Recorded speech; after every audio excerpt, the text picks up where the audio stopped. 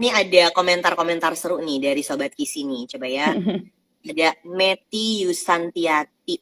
Dia bilang, saya nggak tahu Kak, nggak tahu gaji pasangannya. Menegangkan. Ada lagi Ayu ya, dia bilang gini.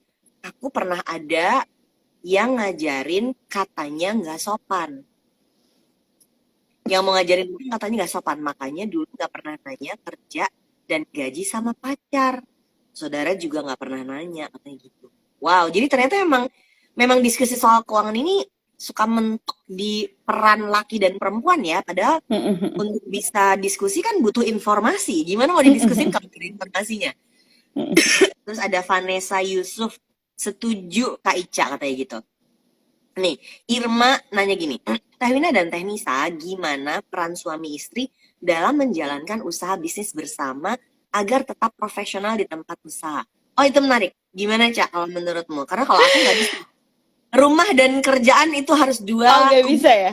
Kalau aku nggak bisa. Tadinya aku mau tanya balik soalnya sama Teh Winda. Jadi aku dan suamiku sedang membangun sesuatu bersama, nggak ada hubungannya sama keuangan, tapi memang dijalanin bareng-bareng dan udah cukup beberapa bulan. Itu kita ngobrol professionally gitu ya jadinya ya, karena kita bikin sesuatu. Itu aku bisa-bisa aja loh ternyata, tapi kayaknya bisa dilakukan karena umurku sekarang segini gitu ya. Otak sudah terdevelop dengan baik, regulasi emosi juga sudah baik-baik aja. Jadi kita kayak bisa nih ngomongin ya udah, ngomongin bisnis ya bisnis, ngomongin rumah ya rumah. Kalau aku bisa, cuman memang harus udah bisa kelola emosi dengan baik banget sih. Karena kadang-kadang kan bapernya tuh ya kalau suami ngomong kayak aneh banget loh gitu kan, kayak pingin dikeluarin, yang mana tidak akan kita lakukan ke teman kantor kita gitu kan, nggak akan kita ngomongin ke partner bisnis kita tuh nggak bakalan, tapi karena suami sendiri jadi ngerasa apa ya, taking it for granted gitu. Nah itu aku nggak juga, makanya dipisahkan juga nih chatnya.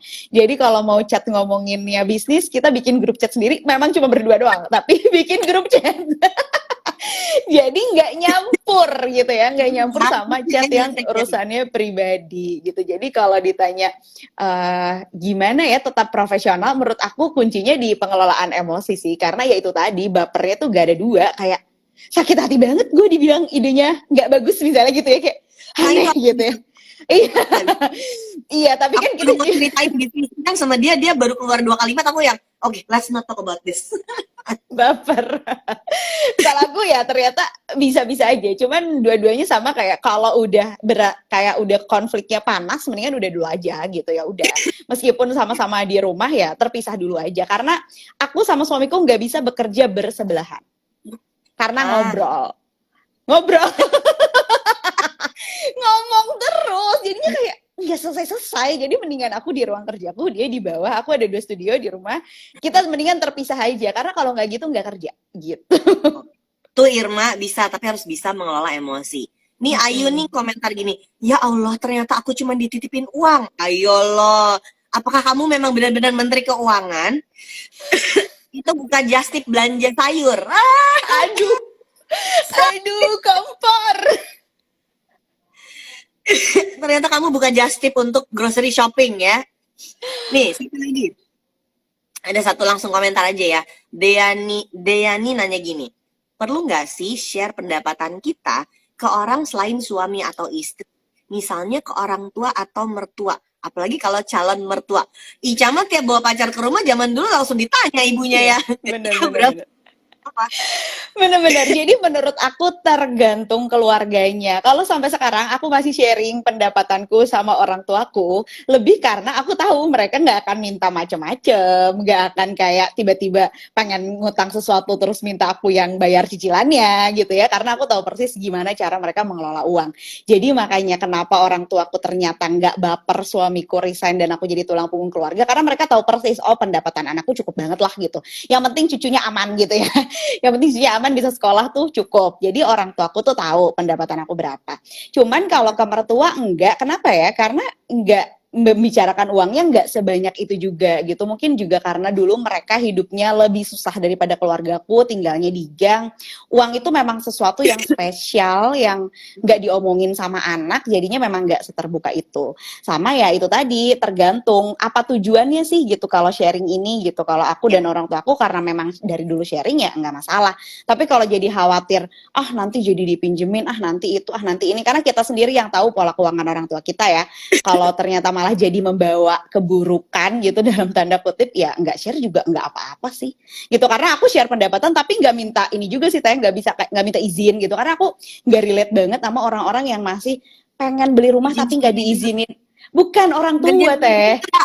Iya, itu kan masih banyak yang kayak gitu, kayak pengen pindah rumah tapi nggak Oh. dikasih izin ortu, kayak nggak usah minta izin, kenapa kamu perlu minta izin gitu kan, kamu sudah cukup dewasa, minta doa aja sama orang tua setelah dewasa mah, bukan minta izin lagi gitu. Jadi nggak mesti aja sih semuanya minta. Oke. Gini, itu minta restu orang tua tuh bukan berarti minta izin gitu, beda gitu ya. Aku mendefinisikannya sebagai minta doa, doain ya Bu aku mau pindah rumah, saya doain ya Bu aku mau cari mobil misalnya gitu. Ya doa aja gitu kan, nggak ada salahnya juga. Tapi ini menarik. Jadi ngobrolin soal gaji itu memang bukan sesuatu yang normal diomongin di keluarga Indonesia sih sebenarnya ya, kalau kita ngomong secara general. Tadi bahkan di keluarga Ica sama di keluarga suami tuh dua tabiat bicara uang yang berbeda ya. Jadi berarti abis nonton IG Live ini, oke, aku mau menunjukkan gaji aku sama orang tua. Nggak berarti kayak gitu kan. Iya, enggak dong. Tergantung di keluarganya linggo bahasa soal keuangannya kayak apa gitu ya, Ca. Kita jadi harus lihat dulu, karena apa yang berlaku di satu keluarga nggak berarti berlaku di semua keluarga gitu kan. Iya, karena sering banget kan, kayak pernah viral deh di Twitter yang orang dia tuh share gaji ke ibunya, padahal dia baru kerja pertama kali. Terus ibunya tuh tiba-tiba beli lemari jati lah berapa juta, terus minta dicicilin gitu ya. Ibunya beli apa karena gaji kamu kan banyak Teh gitu. Orang tua kan cenderung menganggap anaknya kaya ya setelah kerja ya. Anaknya gajinya UMR Bu gitu kan, gimana cara ngaturnya juga bingung gitu. Jadi kalau memang nggak bisa share, nggak apa-apa juga nggak share gitu. Bahkan nggak semua hal harus di-share juga sama orang tua kalau aku ya, tapi aku nge-share semuanya sama suami gitu. Ya, ini penting. Jadi kita mau mencari keseimbangan peran antara perempuan dan laki-laki. Kalau zaman dulu tradisinya itu secara budaya, secara agama, kita dapat doktrinnya bahwa laki-laki pemberi nafkah utama keluarga dan istri yang menjadi menteri keuangan di rumah. Ini baru setengah jam kita ngobrol, udah langsung jeleger cerita bahwa gas ini Ica sedang menjadi pemberi nafkah utama keluarga, jadi melawan arus nih. Terus satu lagi tadi juga kita udah bahas, Menteri Keuangan, jangan-jangan bukan Menteri Keuangan, tapi cuman buka jasa just tip gitu ya, dititipin uang sama suami buat bayar-bayar tagihan. Agak beda itu sama definisi Menteri Keuangan. Jadi ini dua hal yang mau kita cari titik keseimbangannya, tapi tentu saja Sobat Kisi harus mencari linggo yang sesuai sama budaya yang cocok sama kamu, sama pasangan kamu, bersama keluarganya. Karena kalau nikah itu biasanya kan kita ya mau nggak mau pasti ada hubungan dengan orang tua dan mertua yang harus dibangun, dan uang mungkin ikut berperan. Di antaranya pada saat isunya menjadi isu sandwich generation. Dware nih, gimana? Ini pertanyaan dari Hani. Perlu dikasih tahu ke mertua nih kayaknya, biar sandwich generation juga tahu kalau gajinya pas-pasan. Nge-share-nya sepaket sama utang-utang dan kewajiban biar balance, nggak dimintain itu. Seru ya, jadi kayak ada orang tua yang merasa loh kan anaknya adalah investasi dia gitu ya. Jadi kalau anak kerja, dia berhasil sukses, aku mau ikut panen dari hasil kerjanya. Terus keburu beli lemari lah, beli apalah gitu. Gimana urusan soal si peran laki-laki dan perempuan, peran finansial di dalam keluarga seperti apa, pada saat ternyata salah satu atau keduanya tuh sandwich generation yang harus support orang tuanya, tuh gimana? Jadi yang berat dari sandwich generation paling beratnya adalah ketika keluarga istri yang perlu dibantu tapi istrinya nggak kerja.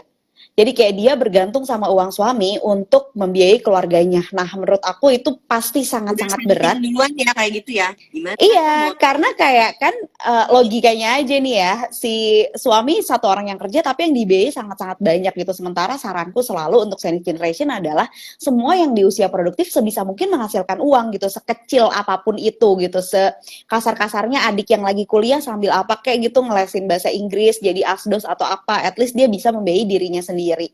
Jadi memang yang berat tuh itu. Tapi balik lagi ke komunikasi. Jadi aku pernah nemu ya cerita sama aku, dia sandwich generation dan dia memang nggak buka gaji sama suaminya. Jadi mereka masing-masing punya tujuan keuangan yang disepakati bersama sebagai satu keluarga, tapi nggak saling tahu gaji masing-masing. Kenapa? Karena takut baper. Keduanya membiayai orang tua masing-masing gitu ya.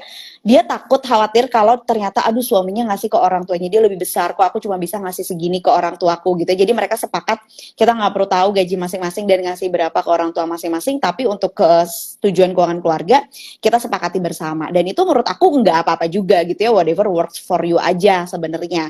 Tapi kalau konteksnya tadi gimana nih kalau nggak mertua dikasih tahu nggak biar mereka tahu gini-gini, ya balik lagi kira-kira bakalan percaya apa enggak gitu ya, kan ada juga ya tipe-tipe orang tua atau mertua yang kayak pasti bohong ya kamu biar nggak dimintain aja nih ngaku gajinya segini, kan sia-sia juga gitu ya. Kita yang paling tahu lah karakter mereka kayak apa gitu. Jadi nge-share apa enggak itu balik lagi lah sesuai ya linggo kamu lah kalau tadi bahasanya Teh Wina. Banyak yang ini ya mengandung curhat dan sharing nih nih IG live isi hari ini. Aku baca ini dari Farida. Dulu waktu awal nikah, mama mertua bilang kalau istri itu harus menerima berapa aja yang dikasih suami tanpa kepo penghasilan totalnya berapa. Jelek ya. Tapi alhamdulillah aku dan suami sekarang selagi Selalu ya terbuka. Selalu terbuka walaupun butuh beberapa tahun buat bikin suami terbuka. Ada prosesnya ya, Cak ya, untuk bisa bukan sekadar just tip gitu ya. Ada prosesnya untuk kayak ngobrolin keuangan sehingga perannya bisa lebih seimbang tuh gimana cara di dalam prosesnya supaya suami sama istri bisa lebih ngebuka ngobrolnya ini. Butuh berapa tahun sih kalau Ica apa memang dari awal udah jebret aja ngobrolin keuangan dengan enak? Iya, aku dari awal udah nanya aja gaji kamu berapa. Awalnya tuh cuma gara-gara aku kalau jalan sama dia pacaran gitu ya, dia bayarnya pakai kartu kredit terus. Kenapa? Aku tahu harusnya gaji dia gede karena aku punya banyak temen yang satu profesi sama dia dan aku tahu banget tuh gajinya tuh gede-gede banget gitu ya. Kenapa jalan bayar pakai kartu kredit sih? Ternyata dia merasa ada ya tipe orang kayak gini ya. Ya pakai kartu kredit aja seolah-olah tuh jadinya nggak bayar gitu ya. Padahal kan di akhir bulan tuh bayar-bayar juga gitu. Tapi ada tipe yang kayak gitu. Ya. Jadi aku nanya, sebenarnya kenapa kamu bayar pakai kartu kredit terus? Gimana sih pola belanja kamu? Dan pada saat itu belanja online tuh kan belum kayak sekarang ya, tapi dia belanjanya tuh udah di eBay gitu-gitu, kayak gak bener nih orangnya gitu. Dia sudah lebih maju gitu ya. Iya, dia sudah lebih maju gitu. Nah makanya aku tanya dan pada akhirnya nggak bisa nih kalau kamu mau kayak gitu terus, aku nggak bisa, aku nggak suka banget. Bahkan aku tuh nggak pernah punya kartu kredit ya, karena dari awal kayaknya aku ya cukup-cukup aja gitu ya. Dan pada akhirnya punya kartu kredit pun setelah nikah itu pun turunannya dia, jadi kayak limitnya setengahnya dari kartu kreditnya dia gitu. Jadi nggak pernah punya kartu kredit sendiri. Dan aku nggak suka kayak ngapain sih makan di luar kok ngutang gitu ya. Aku tuh tipe yang kayak gitu banget gitu. Makanya ketika ada yang nggak serak, aku langsung ngomongin di awal. Kalau kamu kayak gini, aku nggak suka gitu, karena aku begini. Jadi dulu aku tawarkan untuk ngaturin uangnya. Padahal aku dulu tidak punya ilmu apa-apa ya. Cuman aku tahu bahwa kamu sebenarnya bisa bayar ini karena gaji kamu cukup. Cuma dia nggak mau bayar aja gitu. Jadi kayak bertahun-tahun tidak dibayar, lalu kayak cuma 3 bulan aku aturin, ya udah akhirnya lunas dan nggak berulang lagi gitu. Jadi kalau ngomongin kartu kredit nih, ini ada komentar dari Ninda nih. Kemarin, jadi benar-benar nih. Kalau IG live bareng sama Anissa, followernya dia ikut cerita gitu, jadi seru banget. Kayak cuman berdua ya, Cak ya. Kali kolom chat kita malam ini, sorry, udah kegeser, saking di bawah udah ada yang komentar lagi. Linda komentar gini, temenku baru cerita rumah tangganya di ujung tanduk karena si temenku ini perempuan kelilit utang kredit, oh my god, terus ketahuan suaminya dan suaminya marah besar. Ternyata menurut si temennya yang adalah si istrinya ini, dia kelilit utang karena biaya hidup sehari-hari gak cukup. Wow, jadi efeknya ujungnya malah jadi ke kartu kredit pada saat gak berani ngomong sama suami kalau yang lo kasih gak cukup keles gitu. Manajemen antara cash flow itu kalau di rumah tangga jadi harusnya kayak apa sih? Apakah harus suami harus transfer ke istri atau istri mesti ngasih budget dulu? Kalau yang sekarang Ica suka lihat menjadi tren yang dipraktikkan di tengah-tengah follower Ica kayak apa sih biasanya?